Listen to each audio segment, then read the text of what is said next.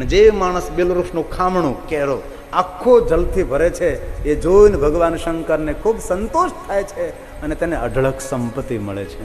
અઢળક સંપત્તિ મળે છે. રોજ બિલવૃક્ષનું ખામણું જલથી ભરો, જલથી ભરો. કરજો તો ખરા ભલામણા.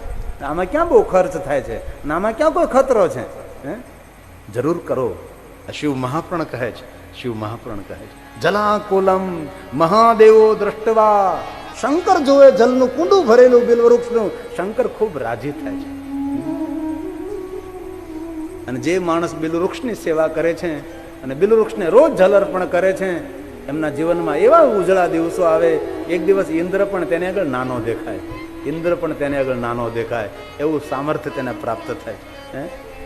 અને જે માણસ બિલવૃક્ષના મૂળની સેવા કરે છે, તેના સંતાનના સુખમાં વૃદ્ધિ થાય છે, તેના સંતાનના સુખમાં વૃદ્ધિ થાય છે. બિલ્વ મૂલે દીપમાલાય. જે માનો બિલવૃક્ષ નીચે દીપમાલા પ્રગટ કરે, સ તત્વ જ્ઞાન સંપન્ન મહેશાન ગતોર ભવેત.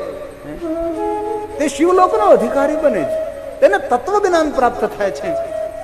બિલવૃક્ષ નીચે દીપમાળા પ્રગટ કરો. જેના ગૃહે બિલવૃક્ષ હોય છે, એનું ગૃહ તીર્થ છે. બિલ્વ મૂલે શિવરતમ ભોજ્યસ્તુ.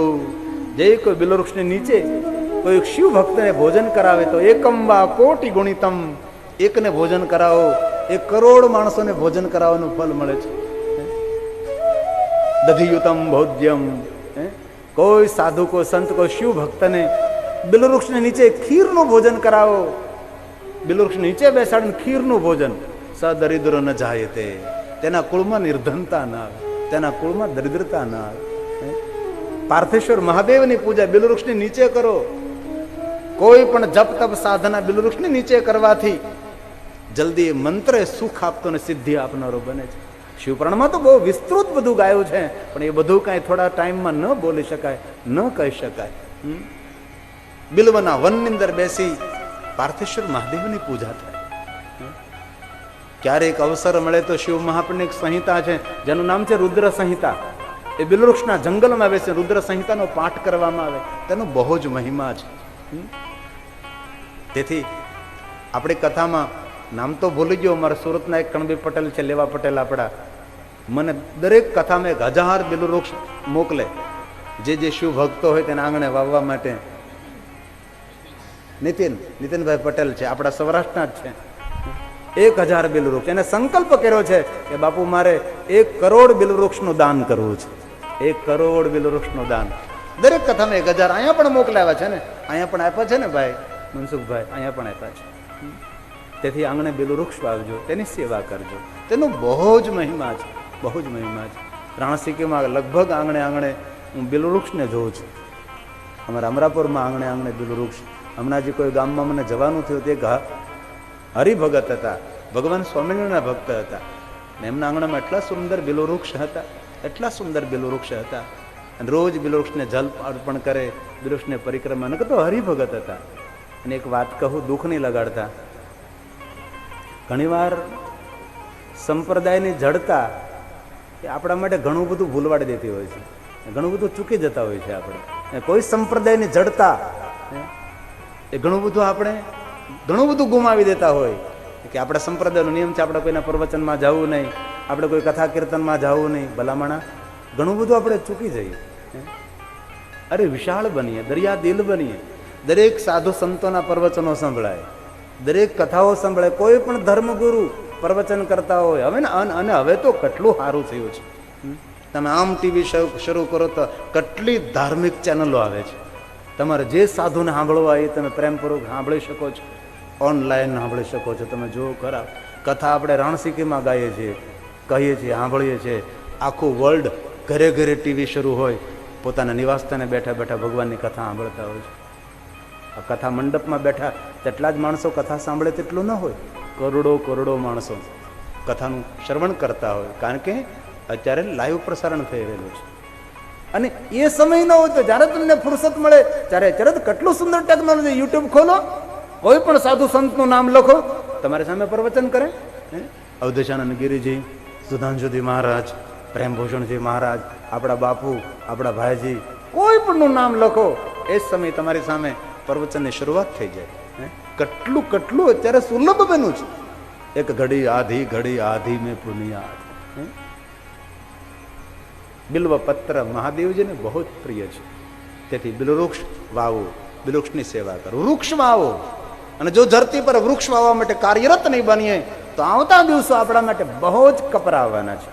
વૃક્ષ એ દેવ છે, આપણને પ્રાણ આપે છે, આપણને ઓક્સિજન આપે છે, આપણને જીવન આપે છે. આજનો માણસ વૃક્ષથી વિમુખ થયો, તેથી કેટલી કપરી સ્થિતિ થઈ. તમે જો 44 ડિગ્રી 42 45 સુધી પોગી ગયા. હવે 50 ને 55 60 પોગે, ટપોટપ માણસ મરવા લાગે, પક્ષીઓ મરી જાય ભલા માણા.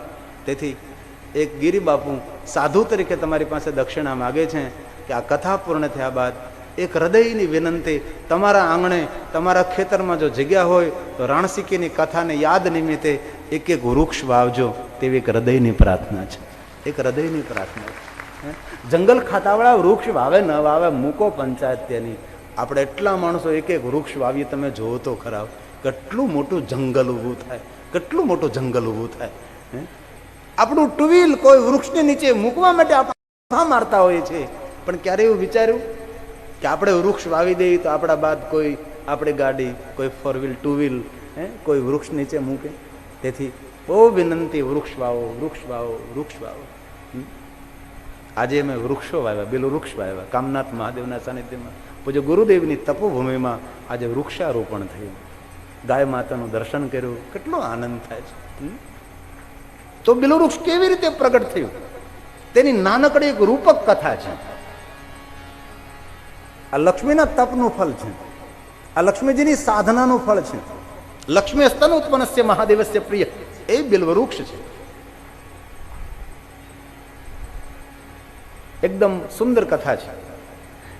ભગવાન વિષ્ણુ અને લક્ષ્મીજીને મન દુઃખ થયું, તો લક્ષ્મીજી એમ કહ્યું કે વિષ્ણુ, આપ મારી સામે વારંવાર બોલ્યા કરો છો, હું મારા પિયરમાં જાઉં છું.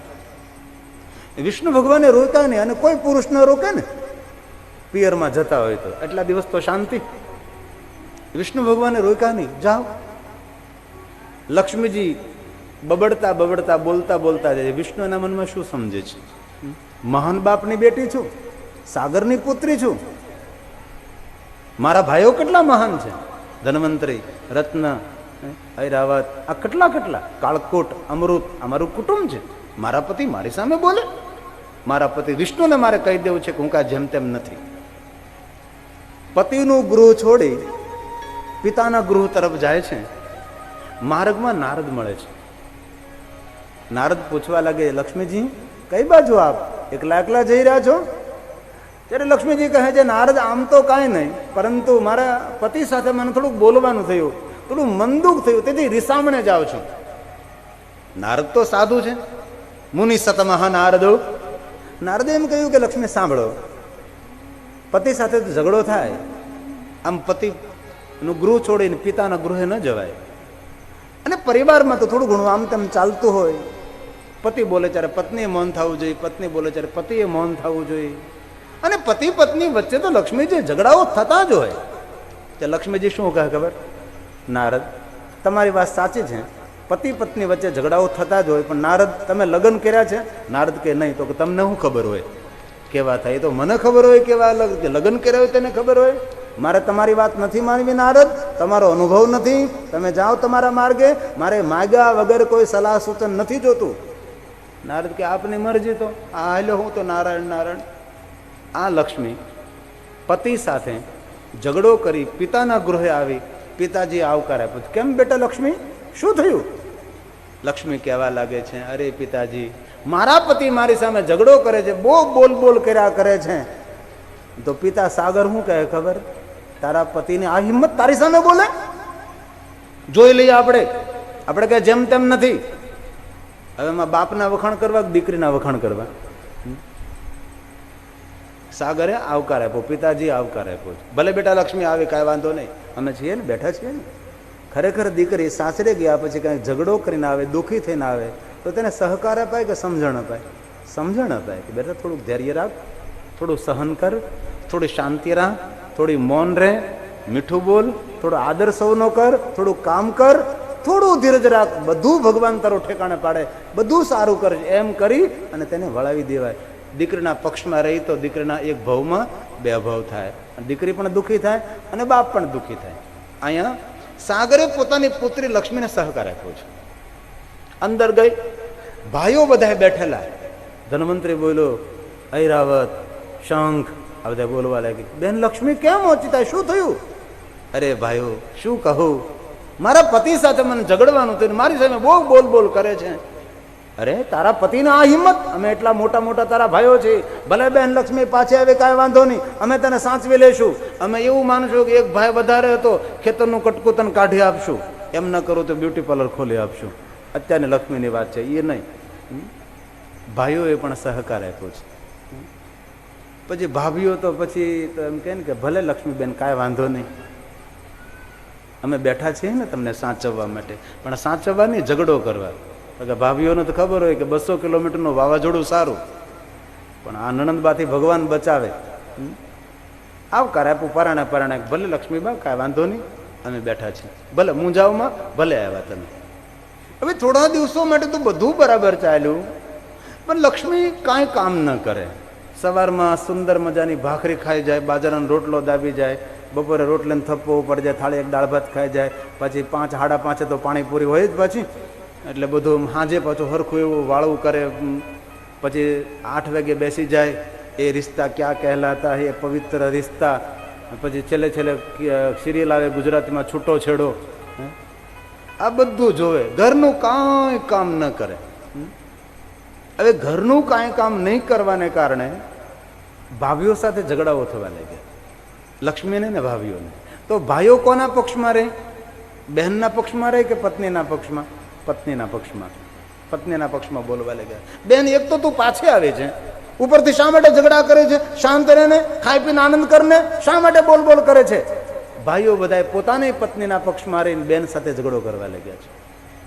હવે એક બાજુ લક્ષ્મી એકલી, ભાઈઓ ભાભીઓ પિતા આખા કુટુંબમાં ઝઘડો થવા લાગ્યો.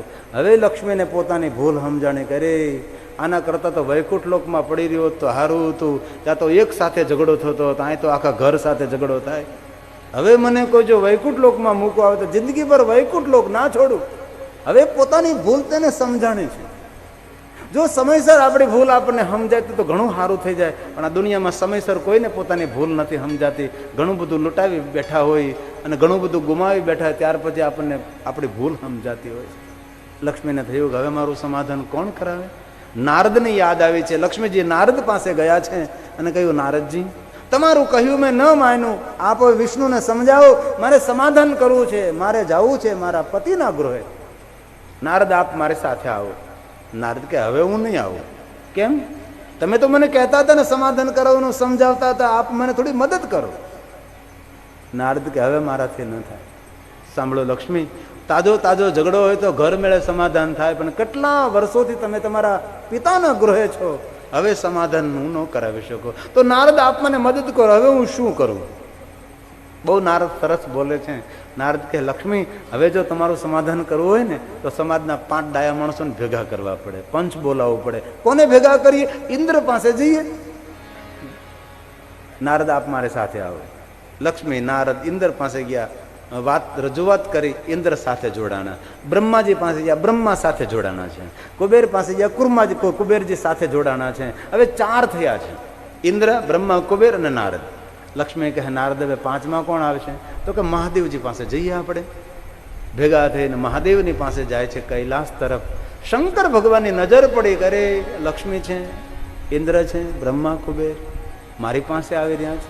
શંકર ભગવાન સમજી ગયા જરૂર કોઈ કષ્ટમાં હોય, કોઈ દુઃખમાં હોય તો જ મારી પાસે આવે, નકર અહીંયા કોણ આવે?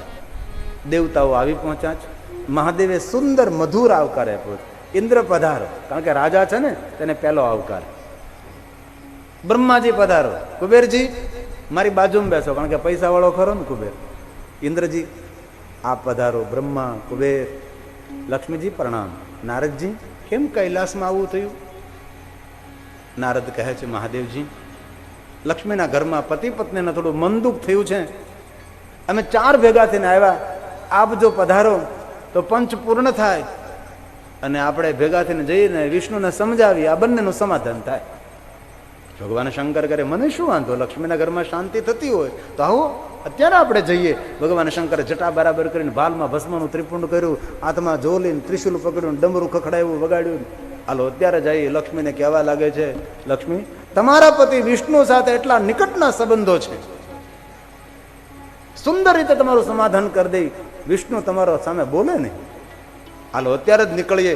આગળ મહાદેવ, તેની પાછળ બ્રહ્મા, તેની પાછળ ઇન્દ્ર, અને પછી કુબેર, ને પછી નારદ, ને પાછળ પાછળ લક્ષ્મીજી જાય છે. મનમાં મલકાતી જાય છે કે વિષ્ણુ એના મનમાં શું સમજે છે. પંચ બોલાવીને જાઉં છું, હવે બધા જ ભેગા થઈને મારું સમાધાન કરાવશે, મારી સામે એક શબ્દ નહીં બોલે. આમ અનેક ઘોડા ઘડતી જાય. ગુજરાતીમાં કહું તો ધીમે ધીમે ધીમે કૈલાસથી નીચે ઉતરે છે. 10-15 પગથિયા નીચે ઉતર્યા છે. કલ્પના કરીએ આપણે, ઉપરથી અવાજ આવ્યો છે. કઈ બાજુ? શંકરે જોયું, પાર્વતી. મહાદેવ કઈ બાજુ આપ જઈ રહ્યા છો? ત્યારે શંકર ભગવાન કહે, લક્ષ્મી તમને પૂછતા ભૂલી ગયો, પરંતુ આ વિષ્ણુ અને લક્ષ્મીને થોડું મન દુઃખ થયું છે, સમાધાન કરવા માટે જાઉં છું. પાર્વતી કે પેલા ઘરનું ધ્યાન રાખો, પછી બીજાના સમાધાન કરવા જાઓ, આપણે નથી જવાનું, પાછા ફરો.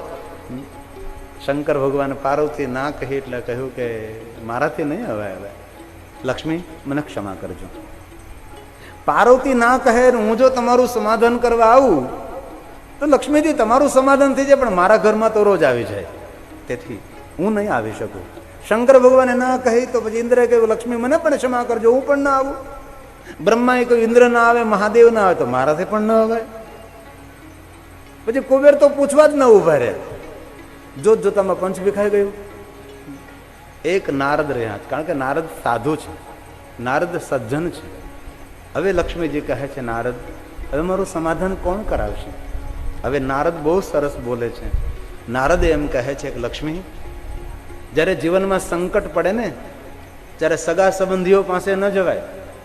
જીવનમાં સંકટ પડે ત્યારે કોઈ સાધનાનો પંથ પકડી લેવાય. કોઈ સાધના, કોઈ અનુષ્ઠાન, કોઈ ભજન, કોઈ પ્રભુનું ચરણ શરણ. લક્ષ્મી, જીવનમાં દુઃખ પડે, આપતી વિપત્તિઓ આવે, જીવનમાં કષ્ટ પડે, ત્યારે કોઈ સગાની પાસે નહીં, ભગવાનના શરણે જવાય. નારદ કહે છે, લક્ષ્મી આપ જંગલમાં જઈ પાર્થેશ્વર મહાદેવની સાધના કરો, મહાદેવની ઉપાસના કરો, શંકર ભગવાન તમારું સર્વ મંગલ કરે. નારદને કહેવાથી આ લક્ષ્મી ઘનઘોર જંગલમાં જઈ પાર્થેશ્વર મહાદેવ માટીમાંથી લિંગ નિર્માણ કરે છે. વનના પર્ણો વડે, વનના પુષ્પો વડે શિવજીને સુંદર શણગારે છે. લક્ષ્મી ભગવાન શિવનું આરાધન કરે છે, મહાદેવનું આરાધન કરે છે. હે મહાદેવ, હે નાગોના હાર પહેરનારા, હે શંકર, હે શંકર, મારા પર પ્રસન્ન થાવ. આદિ જગદગુરુ શંકરાચાર્ય મહારાજનો સ્તોત્ર છે. નાગેન્દ્ર મહારાજ ત્રિલોચન